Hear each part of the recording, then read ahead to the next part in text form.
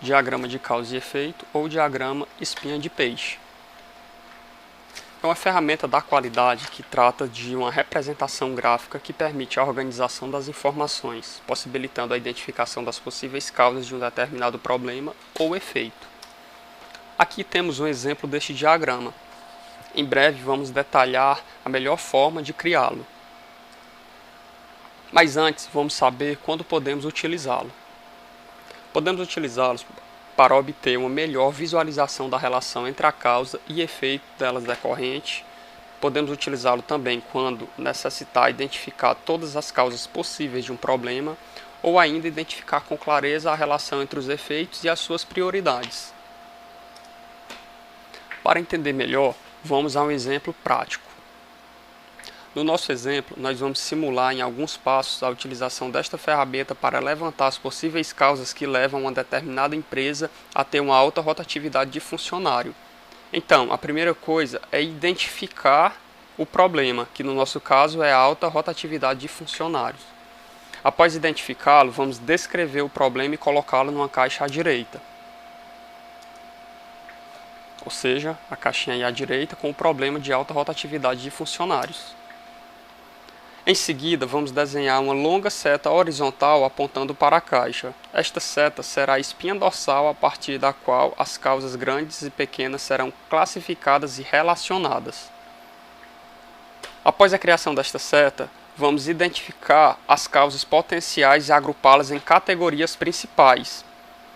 Exemplos de categorias principais incluem pessoas, processos, materiais, equipamentos, ambientes, etc.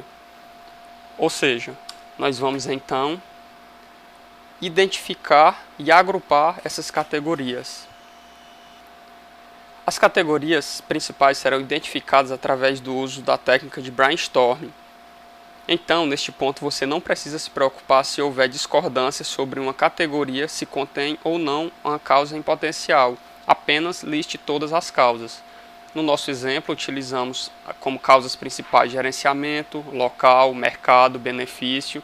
Com o brainstorming, iríamos criando várias outras causas em potencial.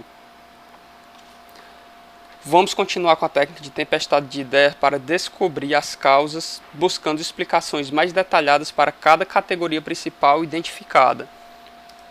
Ou seja, na categoria principal local, quais as subcausas poderiam estar causando o problema de alta rotatividade de funcionário? Seria acesso difícil, cidade pequena, em zona rural. Em benefícios, as iniciais muito abaixo do mercado, falta de um plano de saúde. Ou seja, nós vamos detalhando em cada categoria principal as causas em potencial que podem estar envolvidas nelas. Após identificar todas essas causas em potencial, nós vamos circular aquelas que têm a maior probabilidade de ser um ponto crítico do problema. Então, como exemplo, circulamos aí no local o acesso difícil, nos benefícios iniciais muito abaixo do mercado, no gerenciamento a pouca flexibilidade. Essas são as causas que, através do brainstorm, nós selecionamos e identificamos como as principais causas do problema. Quando tiver concluído o processo da tempestade de ideias para descobrir as categorias principais e as causas potenciais para cada categoria principal, deveremos analisar as informações coletadas. Devemos avaliar cada categoria principal e as causas potenciais associadas. Ou seja, nós vamos então desmembrar e vamos analisar separadamente cada uma dessas causas para saber a real ou as reais causas do problema. Algumas observações sobre a construção ou desenvolvimento desta ferramenta. Se não houver um consenso sobre as áreas prioritárias a investigar, utilize algum sistema de votação para reduzir formalmente as escolhas com a maior chance de sucesso. Para cada item marcado, circulado, discuta como este item impactará no problema. Feito isso, basta você criar um plano de ação para resolver cada uma das causas circuladas. Lembre-se de que podem haver várias causas potenciais interagindo para criar o problema. O plano de ação deve levar em conta essas interdependências.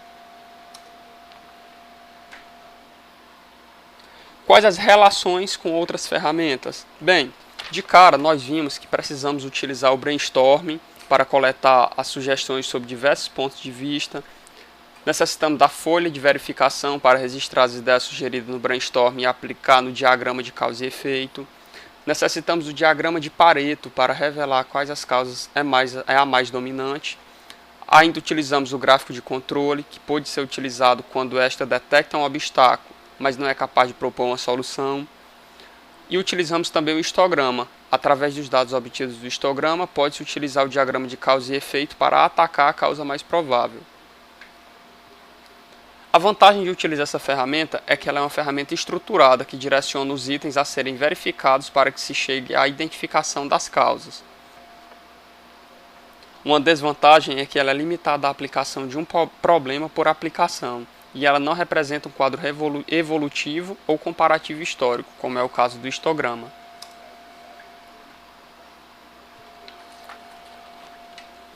Concluímos que o diagrama de causa e efeito é uma excelente ferramenta para identificar as causas em potenciais de um problema.